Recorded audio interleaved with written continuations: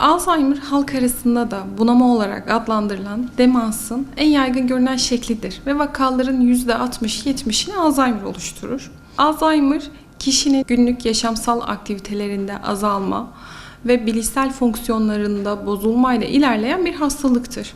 Şu an içinde ülkemizde yaklaşık 400 bin vaka mevcut. Tabii bu sayıyı hasta yakınlarını da dahil ettiğimizde toplumda geniş bir kitleyi ilgilendirdiğini görmekteyiz. Bu haliyle de bir halk sağlığı sorunudur. Oluş mekanizması tam olarak bilinmemektedir. Normalde sağlıklı bir bireyde beyin hücreleri yaşla birlikte ölmeye başlar. Bu beklenen bir durumdur. Ama Alzheimer'lı hastalarda ise bu süreç daha erken ve daha hızlı bir şekilde meydana gelip beyin büzüşür ve küçülür.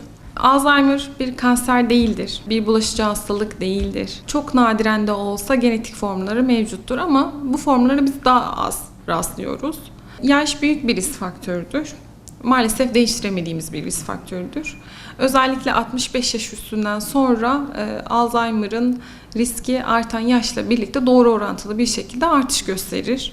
Kalp damar hastalıklarının varlığı yani hipertansiyon, yüksek kolesterol, kalp hastalığı, depresyon hastalığının varlığı, düşük eğitim seviyesi, asosyal ortam, sigara, alkol tüketimi, daha öncesinde geçirmiş olduğu şiddetli bir kafa travmasının varlığı Alzheimer riskini artırır. Peki biz Alzheimer'ı nasıl tanıyacağız? Alzheimer'ın semptomları, bulguları nelerdir?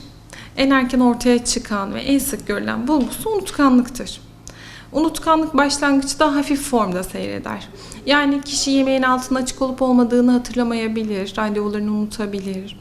Normalde alışveriş listesi ihtiyacı duymadan market manav ihtiyacını karşılayan biri alışveriş listesi ihtiyacı duyabilir.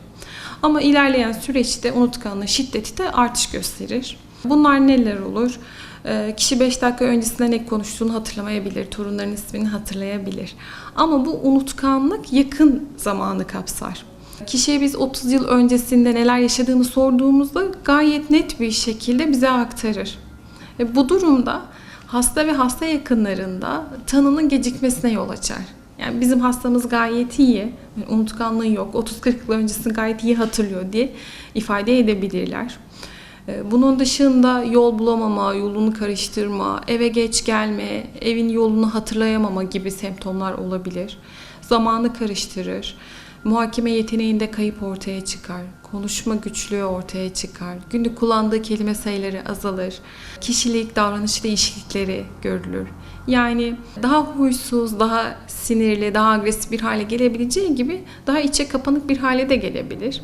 Yani bu durumu sadece bunun psikolojik problemi var deyip geçmemek lazım. Öncelikle erken tanı çok önemli. Biz hastalığın semptomlarını bilmeliyiz. Yani ne gibi bulgular var? Biz nerelerde şüphelenmeliyiz? Bunu bilmeliyiz. Yani unutkanlığı selim yaşlılık unutkanlığıyla karıştırmamak lazım. Hafif bir unutkanlığı olan yaşlımızı muhakkak nöroloji doktoruna götürmemiz lazım. Değerlendirmesini sağlamamız lazım. Alzheimer hastalığı hem kişiye, hem hasta yakınına, hem sağlık çalışanına, hem topluma fiziksel, psikolojik ve ekonomik açıdan olumsuz etkileri olan bir hastalık. Bunları önlemek adına ilk başta yapacak olduğumuz şey erken tanı.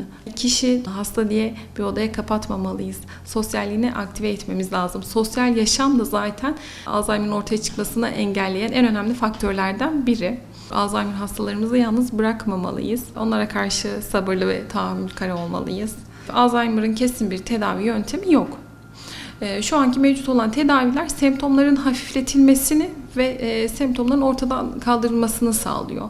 Yani hastalık ilerlemeden, kişi sosyal ortamdan tamamen izole olmadan, bilişsel fonksiyonlarını tamamen kaybetmeden farkındalığı sağlayıp tedavinin başlaması hastalığın ilerleyişini de yavaşlatır. Ama kesin bir tedavisi yoktur.